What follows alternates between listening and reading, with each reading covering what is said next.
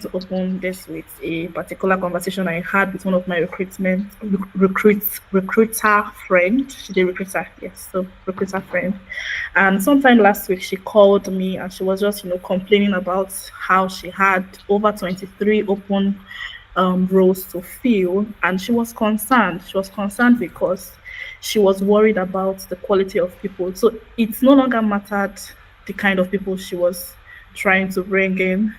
It was more like her just taking up boxes. Okay, so I have hired these 23 people, but she was not so confident in their skills, right? And it's like just made me think to myself about like this is definitely something that we all dance around but never really dig into, right? So yes, Mr. Innocent, since you're ready, let me start with you. You've been managing teams for years. So what are you actually seeing out there in terms of like the workload, quality, in terms of like the talent sourcing?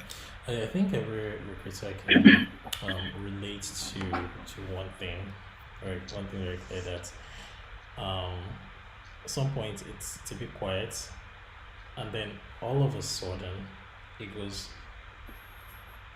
a lot. Like it's one day you're hiring two people, eight people, and then somebody has a special request, and then you have to fill 50 roles, right? And there is no one in between 8 and 50, right? That's the average.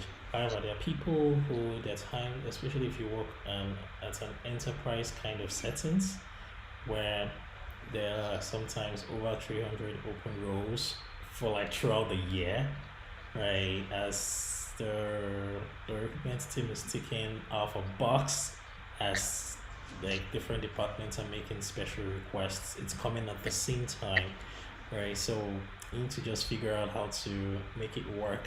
So the question is, what exactly is too much?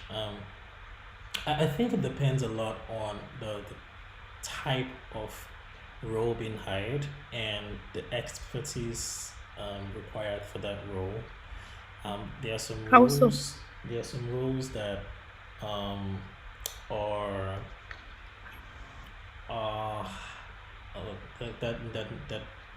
that don't need a lot of that they're not so technical, right? And Okay. especially entry level, and those ones you can do a lot of things up front. If you're hiring for an entry level role, you can send out a questionnaire up front. You can ask people to record a video. There are a bunch of things that you can do that scale. And typically, entry level talents start from the bottom of the ladder or like next to the bottom of the ladder. They don't start with a lot of influence, right? What that then gives you is some leniency to try out people. Of course, you're trying out entry level talents. If their entry level implies you don't expect them to come in with like 30 years of experience, so there is that lenience. But if you're hiring for top roles, I had a conversation yesterday actually with a recruiter who had 6 C-level roles to hire, and she was like pulling her hair. She was like, "You guys have to come in. You have to help me. This is crazy," because C-level roles, even a single C-level hire, it's stressful. First, these are not people that are throwing their CVs anyhow, right? You're not putting out the job and expecting them to come and start applying. It's not gonna happen. It doesn't matter True. what your pool is. True. Even those that are not employed at home, they're not putting their CVs. They're not going. They're not jumping from job board to job board ever. So you need to kind of know people. People need to make intros. Like then when people make intros, you need to follow up with those intros. Hi, this person gave me your number. Can we have a chat over this open role I have? Right. Sometimes you need to go into their settings. I joke like you need to attend birthday parties that you don't even like, right? Just because you want to meet this person, you want to talk Network. to them, you want to get a relationship, you want to get to them, listen to your offer in the first place. So that's why they're almost always headhunted. It is crazy. They're doing that for just one person. If you have three, you're like God of mercy. Then if you have six, you know where I had a meeting I had yesterday. So it does that kind of role. You can hire for 50 entry level talent to just through a system, assign people to run interviews, compare reports, use whatever metric system you're using to gauge, and some people would pass, some people wouldn't.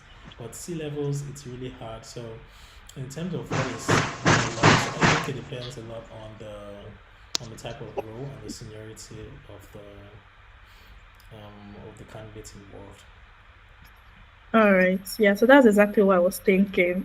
Sarah, you have been in the space also, right? Can you tell us your own experiences, about your own reality as well? Hmm. Okay, so far I can say recruiting can be overwhelming. Hmm. It looks simple, but then it's quite difficult, very difficult, especially if your clients need the role to be filled urgently. So there will be this pressure on you finding the right person to your client and for your client. And also my experience so far is some applicants applying for roles that they are not fit in Qualified for. appropriately. Yeah, so it gets me worried that how can a graduate be like this? You know you can't do this, or you know, if even though you know you can do it, but your CV is not stating that. I think that is my challenge so far as well. Okay. All right. That's valid, I'm curious actually. because Sarah just said something which is a huge pain, right? Sarah, what's your experience been? If you quantify your time, the time where time gets lost in, like time just disappears into, which one do you feel has the higher whole? Um, actually, um, going through applications. No, how much? I guess the better question is, how much time do you think is lost, right, going through the CVs or the responses of people that should never have applied in the first place? Hmm. I don't even know what to say because it takes my time as well. Going through their CV, it really takes my time. Instead of me challenging my energy to someone that has the potential, I had to just go through their CV. Absolutely. So I think the better part is the people who you kind of identify from their CV that they don't meet the cuts. Right. I think the worst the worst stories are usually the ones that dressed up their CV, get everyone excited, Yeah, get the interview, yeah, like everyone gets seated, and the moment they open their mouth, you're like, what the hell is going on yeah, here? exactly. I think that's even more painful one. But it touches on the question you asked Jesse on like how much is a lot. Why I said it touches on it is because there is one part that we haven't spoken about, so which is like your pool of candidates. If your pool of candidates is of high quality, you spend less time, you waste less time than if you had like a terrible pool in the first place, right? And I think that's also a factor on like how much time gets you spend overall on trying to get the best people. All right. Thank you very much, Innocent. Thank you very much, Sarah. Yes. So we have one guest that just sneaked in. All right, Mr. Taiwo, welcome to this our show. So let me just briefly introduce Mr. Taiwo, then you can give us a quick hi, and then we can get back to what we've been discussing. So we have Mr. Taiwo, Idowu Taiwo, who is a recruiter and a talent acquisition specialist with broad HR experience. He excels in sourcing, attracting, and developing top talent for organizational growth. Currently, he's the HR team lead at Zeta Web Nigeria Limited, and he manages HR operations across subsidiaries. Welcome again, Mr. Taiwo. Yeah, thanks for having me, Jesse. Yeah, hi, Innocent, Anomolade. Uh, Yes. Good Yes. evening, Mr. Okay. Tash. Yeah. Good evening. all All right. right. Thanks for joining us. Yeah, Yes, thanks thank for you having very me. much. Yeah, so we are just talking about, how many like roles is too many for a recruiter to handle, and like we've touched on different aspects, right? But I would like to hear from you, Mr. Taiwo. So for our listeners for our listeners who are currently trying to figure out if they are overloaded right now, like what should they be looking for? Like, can we give people some kind of guideline for when they are caught up in this kind of situation? Having to or struggling to just get the good quality of talents. How can they go about achieving this? Okay, all right. Thank you very much for that question. So for me, it's not just about the quantity. I think it's all about the quality, Quality, and yes, so quality. that's why I would like to mention that um, because I source for candidates almost every day, and of course, there are times that I get applications at the end of the day, they are not of good quality. Yeah. But then for me, I'm actually going to say that for high quality, I think the ideal, benchmark should actually be 5 to 10 rows. 5 to 10 rows. Yes. For high quality, 5 to 10 rows. And it also depends on the complexity of that roles as well. For example, now if you are hiring, um, you are hiring for the role of say a software developer, or you are looking for a front end developer. Yes, so you know they are scarce in the market, and of course, every organization is trying to poach all of these guys into their businesses. So for you to convince them to actually, come on board to your organization might be so difficult. So you in that case, it will be difficult for me to have about 30 roles or 40 roles to fill while I'm having issues, poaching a particular candidate, which of course my manager and even the board, the management understand, how difficult it is to actually get all of these talents, into the organization. So that's why I actually say that, for high quality candidate, I think the ideal, benchmark should be 10 to 20. It depends. It should be 5. You can say 5 to 10, depending on the experience of the recruiter. If the person is a senior recruiter, of course, you can say 10 to 20. If the person is a junior recruiter or someone who is an, recruitment analyst, then you can say 5 to 10. Tao, you just touched on something. I wanted to just back in a bit more. Do you feel like managers appreciate this peculiarity? You just touched on how hiring this particular software engineer might not be as easy as hiring for a different role, maybe like a junior sales associate, right?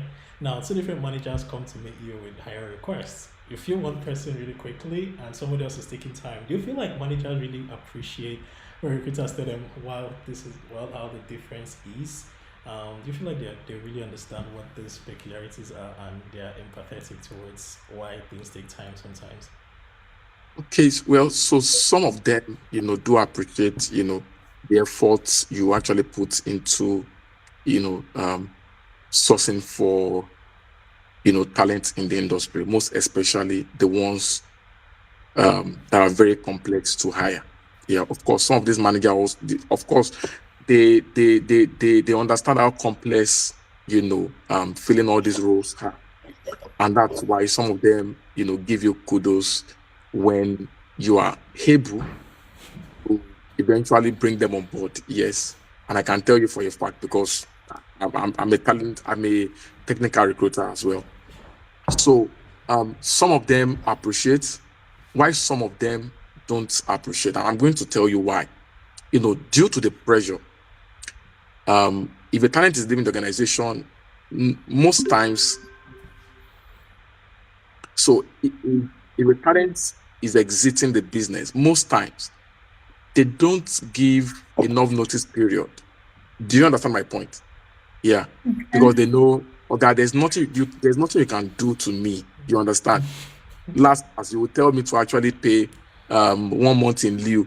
You understand? And how much is that? So comfortably or conveniently, I can actually pay that amount, say 500 or 1 million. So because I know where I'm going to get a better pay that would cover up for all my losses. So the pressure is usually on managers, because most of these talent that are exiting the business, they've created a gap, they've created a loophole that needs to be filled urgent, and that's why they keep mounting pressure on you, making it look. And if you can't meet up with the timeline, of course, trust me, you are in trouble, and they will come for you, telling you how incompetent you are, even when they themselves understand how difficult it is to actually fill that role. But of course, it's you took the job, you call yourself a talent acquisition specialist, a technical recruiter, and it is time for you to now deliver results as expected. So at that point, all they are after is results. So you have no excuse. And that's why I always tell people that it is time for us to start building talent pipeline, just to avoid any harassment from manager. So what do I do personally? I know the industry where I work, so I know my competitors. I know the kind of talent that we need at a particular point in time. And what do I do? So I go beyond the normal recruitment processes by posting job ads, and then expecting people to apply. So I use the inbound marketing strategy. So which is to sell my company to every talent that I'm opportune to meet, either in a career fair event, or either on LinkedIn. So far I'm connected with you, I will use that opportunity to actually sell my company to you. I will tell you, the benefits, that my company is able to provide. I will tell you about the workplace culture. I will tell you about, the work mode. Yeah, most of these talents actually, their deal breaker is actually working from Monday to Friday. So I'll be able to tell you that, guy, my company do hybrid, work just 3 times in a week, and of course we provide lunch allowance, we do XYZ. So I will try to put the image of my company in a way that you would want to work with me. So that way, without even sending out a job advert, you already send your application and ask for my email address. So that's the way I poach candidate. That's the way I build my own talent pipeline. I think you just gave out like a sales secret here, because it's something that's like senior recruiters know, but I don't think it's well appreciated, especially people who don't understand what systems do. And I wanted to throw this to Sarah. Sarah, can you hear us? Right. When people come back, when managers come back to blame recruiters, especially when it's outsourced. Sarah, can you hear? Yes, especially when it's outsourced, right? There are some companies that no matter how good you are, it's really hard to hire good people for them just because of their reputation, right? Are there times when do you feel like managers or CEOs or people in position of buying organizations appreciate their own role in the talent acquisition pipeline? Do you feel like they make your work easier for you, Sarah? Okay, well, so I would say no. Yeah, I would say no. So I've had cases where people will start asking me questions like, okay, so do we really need that person in the business? Because they feel you are trying to make them relevant. Yeah.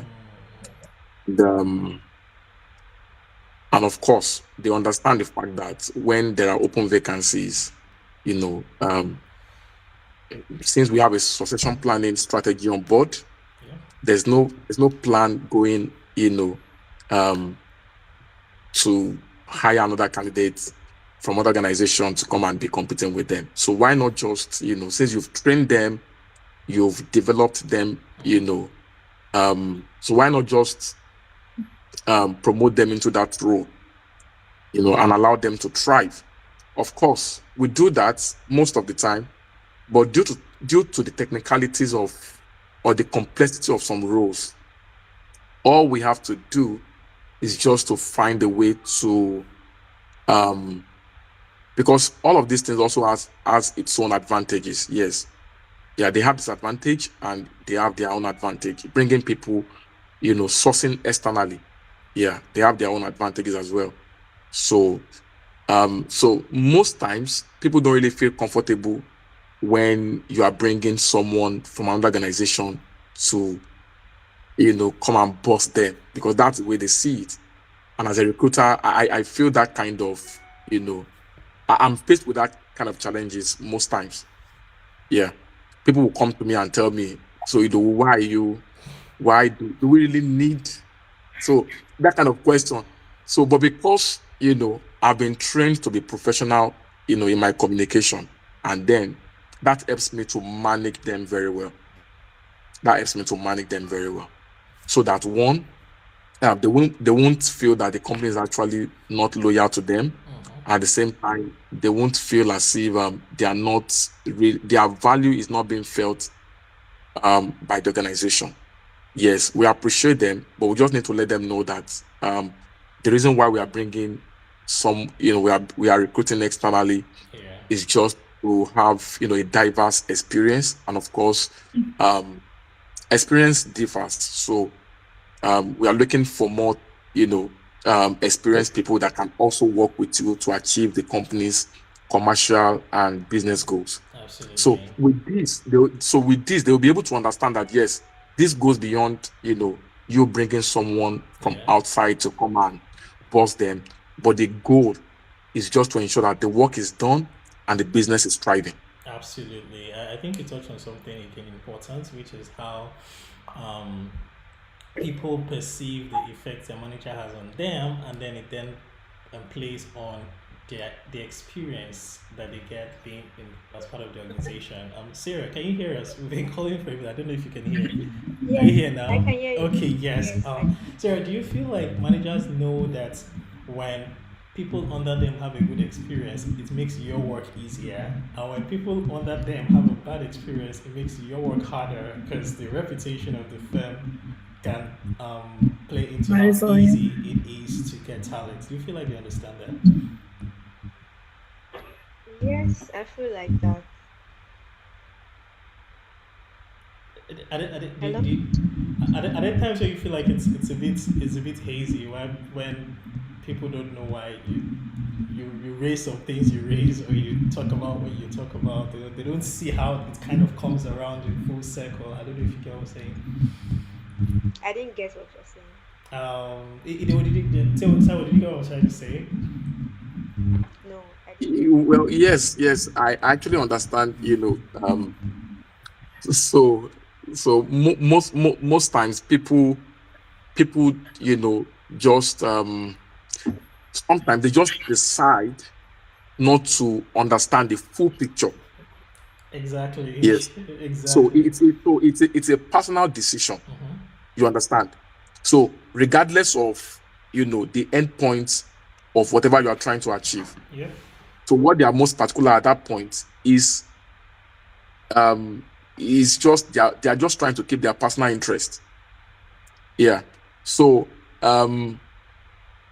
for me, I actually prefer to have someone, who is more experienced, someone I can learn from, to join my team. Yes, but that does not mean that if you are a newbie, or you are an entry level candidate. Of course, I'm a good trainer. I that's what I love to do. I love to help people. I love to train people. I love to help people develop themselves, and of course grow as well. Um, I was sharing recently. I think I shared recently on my Facebook post. You know, I spent 2 years to actually to complete my CIPM exam, and the reason why that happened, of course, I actually planned to complete the exam just in 1 year, but eventually, I spent 2 years to complete the exam. Yeah, which was not in plan at all. But I now have this mentee, in my team who has been following me up, and of course, the guy is ready to learn, is ready to grow. So he reached out to me and said, What's the next? He has spent 1 year already. So he said, What's the next plan? And I said, Guy, it's very important for you to actually improve yourself and develop your knowledge. And one of the ways to do that is to be certified. Yeah. And because I've identified, some blind spots, I've identified some loopholes, I've identified some of the mistakes I made personally. So I was able to train him, I was able to guide him throughout the exam process. So he never failed any paper. Wow. Since he started. He has completed his PE1 now, PE1, yes, and he's writing the final, exam. So I'm just trying to say that most managers, they feel threatened. They feel,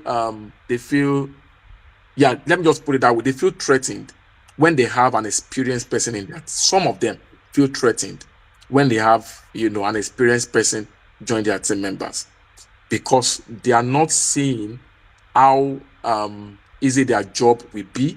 They are not seeing how easy they'll be able to meet up with their targets, and they'll be able to meet up with their deliverables if they have an experienced person who, who can jump on task, with little or no supervision. Absolutely. And exactly how it makes it work easy for every single person, right? With the process and every other person there. Sarah, have you ever had a situation where a firm had a disgruntled ex-employee that went to do something on social media that made it harder for you to employ somebody else? No.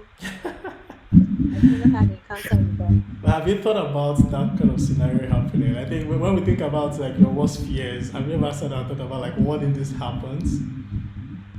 No, I've never thought of it.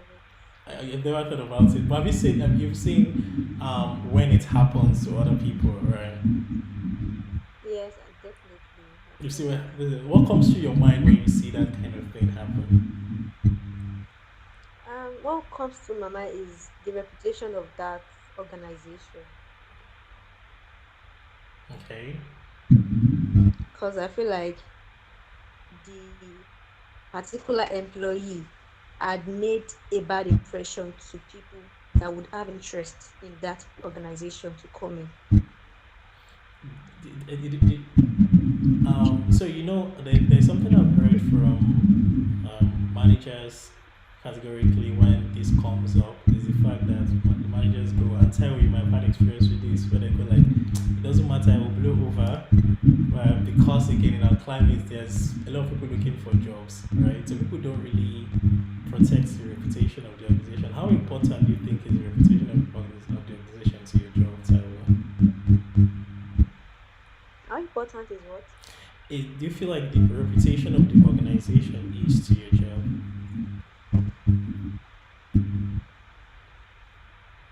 I can hear you clearly. Taiwo, can you hear me clearly?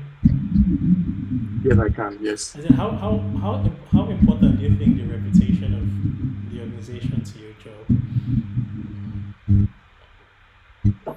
But then again, I have a question.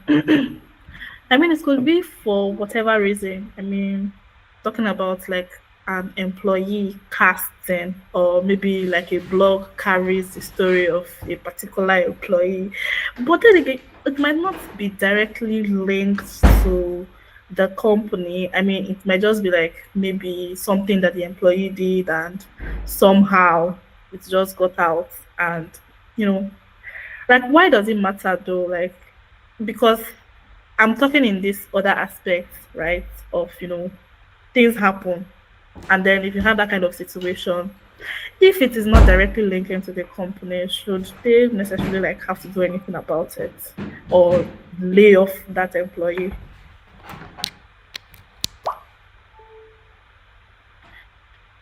How did you get that? Okay, well, maybe I need more. Maybe you can just give clarity to the question. Okay, we're talking about the company's reputation. Yeah. And then we're talking about an employee doing something to like maybe tarnish, not necessarily tarnish the image of the company, but if like say something gets out about a particular employee and everybody's talking about it, does the company really need to do anything about it if it does not like directly link to the company? Like it is not the employee just maybe saying things about the company online. Do you understand where I'm coming from now? Yes, yes. Okay, so whether we like it or not, you agree with me that you know, people generally, or let me just say it, Nigerians, we all of us are born researchers. Yes. So anytime we see anything online, we try to, make more research to get to the root of the matter. For example, now if someone, posts something about someone, you want to go and search for the name of the person on Facebook, search on Google, just to understand, to have, a clear insight about the person. Now, the scenario is just painted. Because, trust me, it's going to affect the reputation of the organization because when they the person is working, they will know they will overtake to know everything about that person. So when the person mess up, trust me, it's going to affect the reputation of the company because people report things differently. So you will see, a journalist, mention the parents, talk about the parents, the family history of the person, while another, journalist, we go and make inquiry about where the person works, and then, so one way or the other is going to affect the reputation of the company, and the company has to actually needs to act fast. Yes, of course, before the company can do anything, the company has their own, procedures. They have their own processes, in-house processes, to follow. And what they need to do at that point is to check the company's policy on that particular offense and then conduct their own investigation. So, if the person truly truly mess up, of course, the company has the right to actually, to speak up and then find a way to just I don't know the right word to use now. Manage Sorry, what did you say? damage control. Yeah, to do damage control. Yes. And of course, at that point, they also need to let the whole public know that different people with different characters, different people work. When you are hiring, you understand. There's what we call is it bad hire, or what do we call it? Sorry. So you don't expect everyone in your organization to have good character. You expect them to have good behaviors. So some are bad sheep, while some are good sheep. You understand? But you just have to find a way to actually manage the company's brand and the company's reputation. You can't afford to allow just one person, misbehavior affects your brand or your business. All right. Affects your brand or your business. All right. Thank you very much for that, Taiwo. So as we wrap up, I want to go around and like get one or two key takeaways from each one of you. What's like one thing you want recruiters listening to this to remember? Yes, anybody can go first. Okay, Innocent, do you want to take the I lead? think it's one thing that stands out is the fact that you're not Superman or Superwoman or super whatever. So I think you just need Very important. to know what limitations are and then communicate them. Even though like the pressure is getting worse. As they say, sometimes somebody needs roles filled yesterday, and five different managers have need roles filled yesterday. And then when you want to fill one person, the other four is coming to bang on your door saying like, "What happened to mine? You're not taking my own role seriously. What is it? We'll see at the next stand up or whatever it is." I think it's important to just take those breaths, know that you're doing your best, and don't beat yourself up too much when you don't seem to be seeing the big fish you're looking for. It's a process. All right, thank you very much, Innocent. Sarah. Okay, I would say as a recruiter, you should take it slowly. Don't burn out yourself in the process because you need to be in the right sense for you to hire the best talent for your client or the organization. All right, thank you. Yes, very important. Burnout. All right, Taiwo. Okay, so my final word on this podcast is going to be that recruiters need to get involved in proactive sourcing. Yes, you need to get involved in proactive sourcing. That will really help you in managing, your task and delivering good results. Don't wait until hiring managers reach out to you, or maybe your vendor reach out to you that they need XYZ role to be filled before you start running around. So proactive sourcing is very, very important. So try and ensure that you build a talent pipeline that you can always, fall back on when it is time for you to actually deliver your results. All right. Thank you, Taiwo, for that. This has been really interesting and insightful. I have learned at least one or two, and I am hoping that people listening in have also taken one or two, like learn and hopefully would implement, right? Because like Innocent has mentioned, we are not Superman, we're not Superwoman. Yeah. Yes. So everyone listening, I would love to hear your thoughts. Are you feeling overloaded? What's working for you? What isn't? Drop your comments in the comment section. The conversation is too important to end here. Right. Thanks to Innocent, thanks to Sarah, thanks to Taiwo for this incredibly honest discussion. And thanks to all of you for listening in. We'll be back again next time, same time with another juicy topic. But until then, remember that good recruiting isn't about doing more, it's more about doing what matters well. All right, then let's all have a wonderful day. Enjoy the rest of your day. All right. All Thank right, you thank you for having too. us. Thank you so much. Bye. All right, bye.